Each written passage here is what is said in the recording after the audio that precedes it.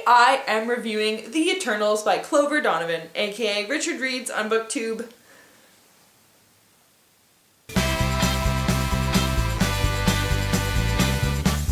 So, The Eternals is about a boy named Rowan who is 13 years old, and he is the mortal son of two wizards. That makes him sad because he wants to be magical and he is not.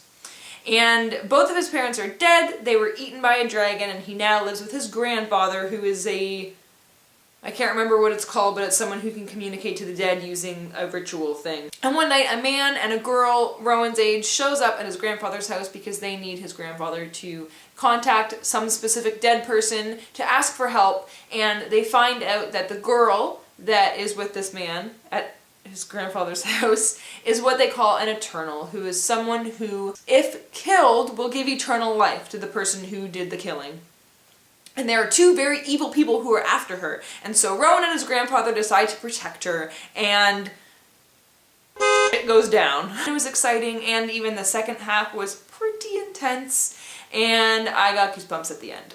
It speaks to a younger audience really, really well. On the Goodreads page, it says that it's for fans of Percy Jackson and something else, I forget, and I 100% agree with Percy Jackson, because in the first chapter, when the main character was introducing himself and explaining where he comes from and who his family is, it really, really reminded me of Percy Jackson, and I did not even realize at that point that it was described as being like Percy Jackson, and I was voxing my friend Amber, and I was like, this reminds me of Percy Jackson!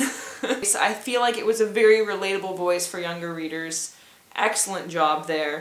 It was good, it was well written. The descriptions were kind of put into the paragraphs really well in a lot of forms of showing instead of telling, which is a great way to do it. And there was a lot that happened in it. It was great. There were evil fairies and evil snowmen, and there were zombies and hobgoblins. There was a lot of stuff going on. The type of rating that I'm going to give this is a little bit different than normal. I'm going to give it 5 stars.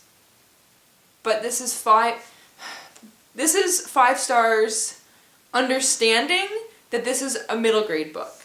And there are different types of middle grade books. Like there's the middle grade books that are for 12-year-olds, and there's middle grade books that say they're for 12-year-olds, but I don't really see very many 12-year-olds enjoying it or not being afraid or appalled or sickened by the descriptions. You know, like the Graveyard book is middle grade, and if I read that when I was 11, I probably would have cried, and I loved that book, but I did not read that in a middle grade mind frame. I read that in my own mind frame. So I read this in a middle grade mind frame and thought about, if I was 12, would I like this even more than I like it now? And I did like it a lot. It was great. But if I read this when I was 12, I would have loved it to the moon. It would have been like one of my favorite books. This book is good for anyone to read. You definitely don't have to be 12 to enjoy it, because I'm not 12 and I thought it was great.